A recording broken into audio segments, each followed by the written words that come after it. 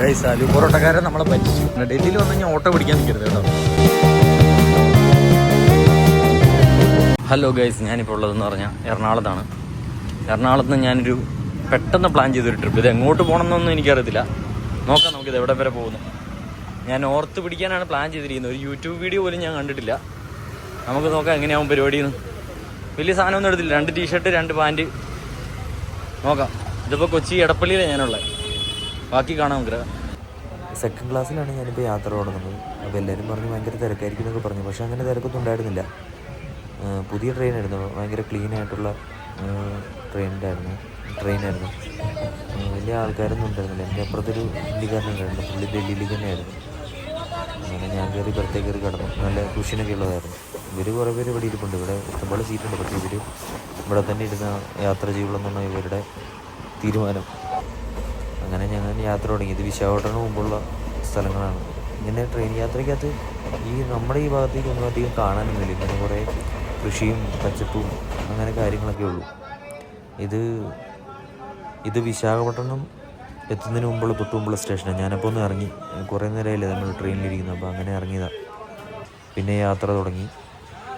ഈ ഒരു ഭാഗത്തേക്ക് വരുമ്പോൾ നമുക്ക് കൂടുതൽ കാണാൻ പറ്റുന്നത് നമ്മുടെ പാടവും തെങ്ങ് അങ്ങനെയുള്ള കൃഷികളൊക്കെയാണ് കൂടുതലും കാണാൻ പറ്റുക. ഇങ്ങനെ ഒരുപാട് എത്രയോ ഏക്കർ ഇങ്ങനെ കൃഷി കിടക്കുക. ഞാൻ ചിന്തിക്കുക ഇവർക്കൊക്കെ ഇത് ലാഭകരമാകുന്നുണ്ടോ എന്ന് ഞാൻ ചിന്തിക്കുന്നുണ്ട് ഇടയ്ക്ക്. അപ്പം അങ്ങനെ അതൊക്കെ കണ്ട് കാലാവസ്ഥയൊക്കെ അത്യാവശ്യം ചൂടുണ്ട്. ഉച്ചയൊക്കെ ആകുമ്പോൾ നല്ല ചൂടുണ്ട്. രാത്രിയൊക്കെ ആകുമ്പോൾ ഓക്കെ ഇങ്ങനെയാണ് കാലാവസ്ഥ ഉണ്ടായിരുന്നത്. പിന്നെ ഇങ്ങനെ ഇടയ്ക്ക് വന്ന് ഡോറിൻ്റെ അവിടെ നിന്ന് കാഴ്ചകളൊക്കെ കാണും, ഇടയ്ക്ക് പോയി കിടക്കും. അങ്ങനെയൊക്കെ ആയിരുന്നു. കൂടെ ഉണ്ടായിരുന്നവർ നല്ല ആൾക്കാരായിരുന്നു. ഹിന്ദിക്കാർ നല്ല ആൾക്കാരൊക്കെ തന്നെയായിരുന്നു കൂടെ ഉണ്ടായിരുന്നത്.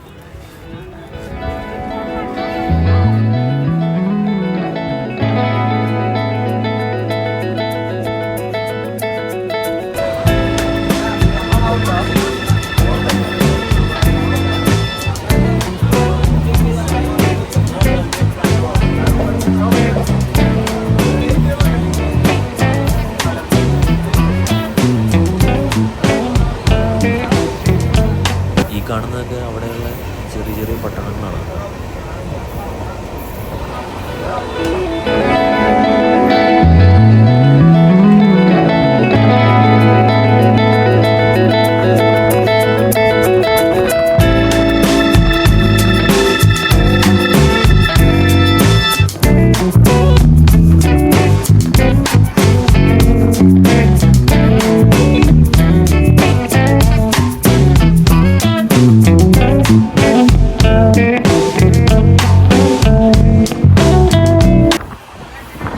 നമ്മുടെ കേരളം കഴിയുമ്പോഴെങ്കിലും നല്ല തിരക്കാവുന്നു. പക്ഷേ ഇല്ല, അങ്ങനെ തിരക്കൊന്നും ഉണ്ടായിരുന്നില്ല. എനിക്ക് ഭയങ്കര നല്ല സുഖയാത്രയായിരുന്നു എനിക്ക്. ഞാൻ പിന്നെ ഇടയ്ക്ക് വന്ന് കാഴ്ചകളൊക്കെ കാണും. കൂടുതൽ ഒന്നും കാണാനായിട്ടൊന്നുമില്ല, കൂടുതലും കൃഷിയാണ്. പിന്നെ കാലാവസ്ഥയ്ക്ക് വലിയ വ്യത്യാസമൊന്നുമില്ല, ചൂടും കാര്യങ്ങളൊക്കെ തന്നെ.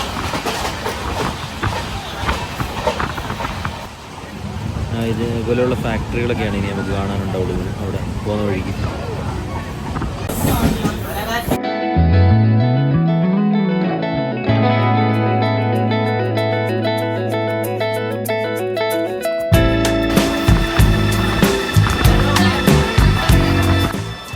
ഉച്ചക്കെല്ലാം എല്ലാവരും ഇതേപോലെ കിടന്നോന്ന് ഉറങ്ങി. പിന്നെ ചിലരൊന്നും എൻ്റെ അടുത്തിരുന്ന ആളൊന്നും എണീറ്റിട്ട് പോലില്ല. എല്ലാം കിടന്നുറങ്ങുമായിരുന്നു. ഏൽക്കൂർ എന്ന് പറഞ്ഞ സ്ഥലത്താണ് ഇപ്പോൾ ഉള്ളത്. ഇവിടെ ആണെങ്കിൽ ഭയങ്കര മഴയാണ്. ഇപ്പോൾ നല്ല തണുപ്പുണ്ട്. ഒരു വൈകുന്നേരം 6 മണി സമയമായി. നാളെ ഈ സമയത്ത് ഇനി ഡൽഹിയിലെത്തുള്ളൂ. നിങ്ങൾക്കിത് അറിയാൻ പറ്റുന്നുണ്ടെന്ന് അറിയത്തില്ല. എൻ്റെ അമ്മയെ നല്ല അടിപൊളി ക്ലൈമറ്റ്. ഒരു ചെറിയ തണുപ്പൊക്കെ വന്നു തുടങ്ങി. ഇത്ര നേരം നല്ല ചൂടായിരുന്നു. ഇപ്പം നാഗ്പൂർ ഭാഗത്തേക്ക് കയറിയെന്നാണ് തോന്നുന്നത്. ഇവിടെ മുഴുവൻ പാടങ്ങളാണ്. ഇവിടുന്നൊക്കെയാണെന്ന് നമ്മുടെ അരിയൊക്കെ വരുന്നത്. എത്ര കിലോമീറ്റർ, എത്ര ഏക്കറായിരിക്കും അറിയാം ഇതൊക്കെ. അടിപൊളി, നല്ല രസമുണ്ട്. ഞാനിപ്പോഴും ലോക്കൽ കമ്പാർട്ട്മെൻറ്റിൽ തന്നെയാണ്. കുറേ ആടുകളൊക്കെ ലോക്കൽ കമ്പാർട്ട്മെൻറ്റിൽ തന്നെയാണ് എപ്പോഴും ഉള്ളത്. ഞാൻ ഒന്നും ബുക്ക് ചെയ്തിട്ടൊന്നുമില്ല. എല്ലാം ലോക്കൽ കമ്പാർട്ട്മെൻറ്റിൽ പോകാനുള്ള പരിപാടി. ഒരു പ്ലാനുമില്ല ഗൈസ്. ഇടയ്ക്കിടയ്ക്ക് ഇതേപോലെ ബായിമാർ വരും, എന്തൊക്കെയോ മിക്സ് ചെയ്തിട്ട് തരും. എന്തോ സ്പൈസി സംഭവമാണ്. ഞാൻ മേടിച്ചൊന്നുമില്ല, അത് കാണുമ്പോൾ നമുക്കങ്ങനെ മേടിക്കാൻ തോന്നിയില്ല, അതുകൊണ്ട് പിന്നെ ഞാൻ മേടിച്ചില്ല. വൃത്തിയൊന്നും അധികം ഒന്നുമില്ല. ഇന്നത്തെ നമ്മുടെ വീഡിയോ തുടങ്ങുന്നത് ബാത്റൂമിൽ നിന്നാണ്. വീട്ടിലും ബാത്റൂമാണ് 3 ദിവസമായിട്ടും ഈ ബാത്റൂം മാത്രം അഴുക്കായിട്ടില്ല, ബാക്കിയെല്ലാം ഷോവായി.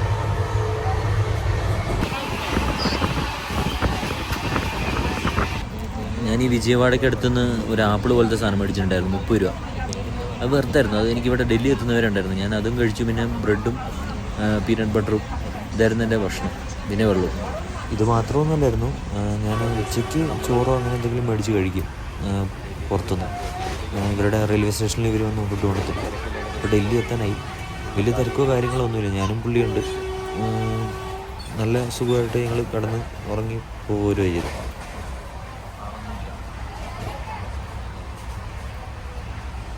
ഞാൻ പറഞ്ഞില്ല, ആ 3-4 സ്റ്റേഷനെത്തി ഇപ്പോൾ കയറിയ ആൾക്കാരാണിത്. എൻ്റെ ബർത്ത് നിറഞ്ഞു, എല്ലാം ആൾ കയറി. എന്നുവെച്ചാൽ റഷൊന്നും ഉണ്ടായിരുന്നില്ല, നോർമൽ. ഗൈസ്, അപ്പോൾ നമ്മൾ ഡൽഹിയിലെത്തി. ഇതിനിടയ്ക്കുള്ള വീഡിയോ ഒക്കെ ഞാൻ നിങ്ങൾക്ക് കാണിക്കുന്നതായിരിക്കും. ഇപ്പം ഡൽഹിയിൽ എത്തിയതേ ഉള്ളൂ. ഇനിയിപ്പോൾ നമുക്ക് 9 മണി ആ സമയത്താണ് അടുത്ത ട്രെയിൻ ഉണ്ടാവുക. അപ്പം അതിനു മുൻപേ നമുക്കൊന്ന് പുറത്ത് പോയിട്ട് എന്തെങ്കിലും കഴിക്കാൻ പറ്റുമോ നോക്കാം. ഇപ്പോൾ ട്രെയിനിലെ വിഷ്വൽസ് ഒന്നും നിങ്ങളെ കാണിക്കാമെന്ന് പറഞ്ഞാൽ കുറച്ചൊക്കെ ഞാൻ എടുത്തു വെച്ചിട്ടുണ്ട്. ബാക്കി കുറച്ചൊക്കെ എടുത്തു വെച്ചിട്ടുണ്ട്. അപ്പോൾ ബാക്കി നോർമൽ ഭയങ്കര തിരക്കായിരുന്നു. ആഗ്രയിൽ നിന്ന് ഇങ്ങോട്ട്, ആഗ്ര എന്ന് പറഞ്ഞാൽ ഡൽഹിക്ക് എത്തുന്നതിന് മുമ്പ് കുറച്ച് മുമ്പുള്ള 2-3 സ്റ്റേഷൻ. അപ്പോൾ ഭയങ്കര തിരക്കായി. അതുവരെ ഒരു കുഴപ്പമില്ലായിരുന്നു. സ്ലീപ്പറിൽ കടന്നു വന്ന പോലെ വന്നു ഇങ്ങോട്ട്. ഇനിയിപ്പം അങ്ങോട്ടുള്ള അവസ്ഥ എങ്ങനെയായിരിക്കും എന്ന് അറിയത്തില്ല, നോക്കാം. എന്തെങ്കിലും കഴിക്കാൻ കിട്ടുമോ നോക്കണം ആദ്യം. നമ്മളിപ്പോൾ ഉള്ളത് ഡൽഹി ഹസാമുദ്ദീനാണ്. ഇനിയിപ്പം എന്താ അവസ്ഥ എന്നറിയില്ല, നോക്കട്ടെ. ഇപ്പോൾ പുറത്തേക്ക് ഇറങ്ങാനുള്ള വഴി നോക്കുക. ഞാനിവിടെ ഫസ്റ്റ് ടൈം വരുന്നത്. നമുക്കൊരു ഒരു എറണാകുളത്തേക്കാളും കുറച്ചുകൂടെ വലിയ, ഇനിയിപ്പോൾ ഞാൻ കാണാത്തതുകൊണ്ടാണോ എന്നറിയില്ല. ഓ, ഇങ്ങോട്ടുണ്ട് കേട്ടോ, ഇങ്ങോട്ടുണ്ട്.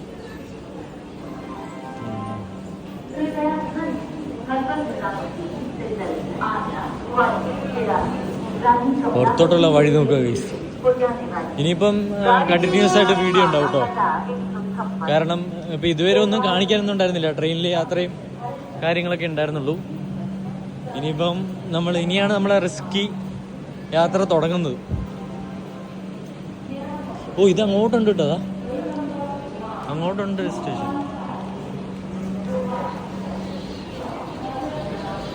അങ്ങനെ നമ്മൾ ഡൽഹി റെയിൽവേ സ്റ്റേഷന് പുറത്ത് വന്നിട്ടുണ്ട്. ഇവിടെ കുറേ പേര് ഇന്ന് റെസ്റ്റൊക്കെ എടുക്കുന്നുണ്ട്. ഇവിടുത്തെ അവസ്ഥ എങ്ങനെയാണെന്നും അറിയത്തില്ല. കള്ളന്മാരുണ്ടോ പരിപാടി ഒന്നും അറിയത്തില്ല. ഇവിടെ കടകളൊന്നും കാണുന്നില്ല പുറത്ത്.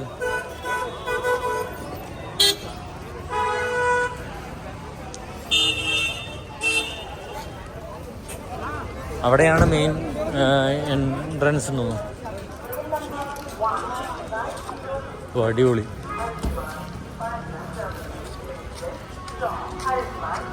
ഇതാണ് റെയിൽവേ സ്റ്റേഷന്റെ പുറം വശം.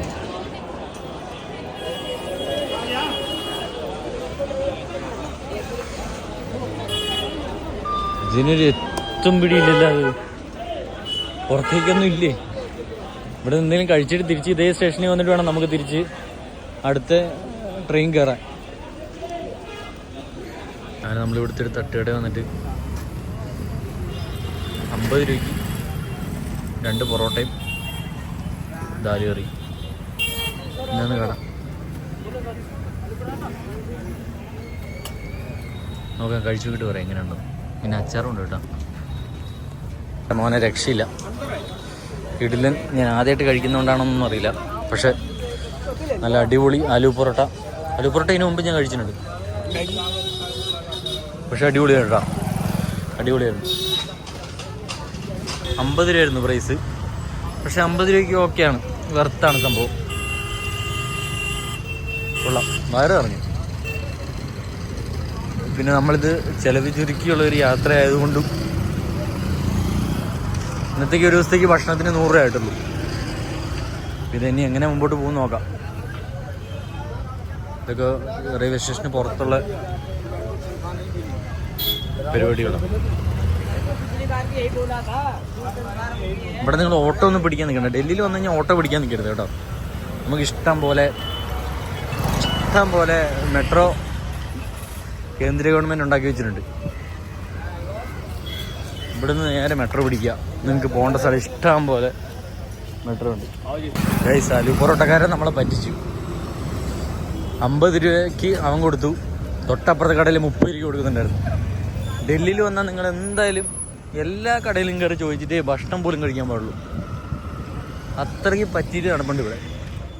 അറിയായിരുന്നു, പക്ഷേ എനിക്ക് നല്ല വിശപ്പും ഉണ്ടായിരുന്നു. അങ്ങനെ കയറി കഴിച്ചതാണ്. ഞാനത് തിരിച്ച് റെയിൽവേ സ്റ്റേഷനിലേക്ക് പോയി. ഇനി ഇവിടുന്ന് ന്യൂഡൽഹിയിലോട്ട് വണ്ടി പിടിക്കണം. എന്നിട്ട് അവിടുന്ന് 8 മണിക്കൊരു ട്രെയിനുണ്ട്, അത് പിടിക്കാൻ നോക്കാം. കിട്ടുമോ നോക്കാം. അല്ലെങ്കിൽ ഇവിടുന്നും ഉണ്ട്, പക്ഷേ ഇവിടുത്തെ വണ്ടി ഞാൻ ഉദ്ദേശിക്കുന്ന സ്ഥലത്ത് എത്തണമെങ്കിൽ 13 മണിക്കൂർ എടുക്കും. ന്യൂഡൽഹിയിൽ നിന്നുള്ള വണ്ടി 10 മണിക്കൂർ എടുക്കുള്ളൂ. ഇപ്പം ഇവിടുന്ന് ന്യൂഡൽഹി പോയിട്ട് അവിടുന്ന് കയറാൻ വേണ്ടിയിട്ടുള്ള പ്ലാനാണ്.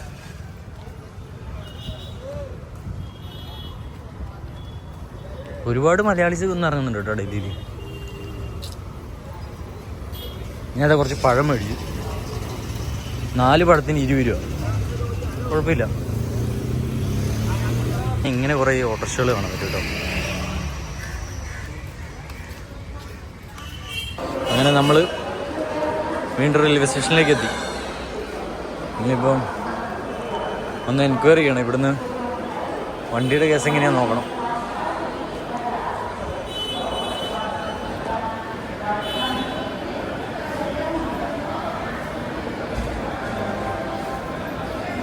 ഞാൻ ഇതൊന്ന് നോക്കിയിട്ട് ഞാൻ ട്രെയിനൊന്ന് നോക്കട്ടെ. ഞാൻ ടിക്കറ്റ് എടുത്തു 225 രൂപ ഇവിടുന്ന് ഉദംപൂരിലേക്ക്. നോക്കാം. 8:30 ട്രെയിൻ എന്നാണ് പറഞ്ഞ്. Platform number 2.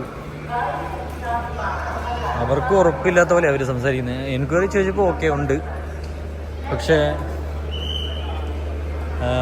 ടിക്കറ്റ് എടുക്കാൻ ചെന്നിടത്ത് അവർക്ക് അറിയത്തില്ല. പക്ഷെ അവർ ടിക്കറ്റ് തന്നു. അതെന്ത് പരിപാടിയല്ലേ? അവർക്ക് അറിയത്തില്ല വണ്ടി ഉണ്ടെന്ന്, പക്ഷെ ഒരു ടിക്കറ്റ് തന്നു. 225 രൂപ ടിക്കറ്റുമായി. നോക്കാം. പ്ലാറ്റ്ഫോം നമ്പർ 2 എന്നാണ് പറഞ്ഞത്. 8:20. തിരക്കുണ്ടാവുമെന്നൊന്നും അറിയില്ല. നോക്കാം.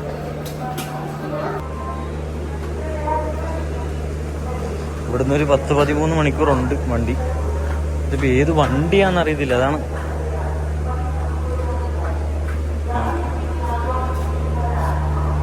എങ്ങനെയാണെങ്കിൽ നമ്മൾ എത്തും ഗൈസ്. നമ്മൾ എന്തായാലും ഇറങ്ങി തിരിച്ചു. ഭാഷ പോലും അറിയത്തില്ല, എന്നാലും കുഴപ്പമില്ല. എത്തുമെന്ന് പറഞ്ഞ് എത്തിയിരിക്കും.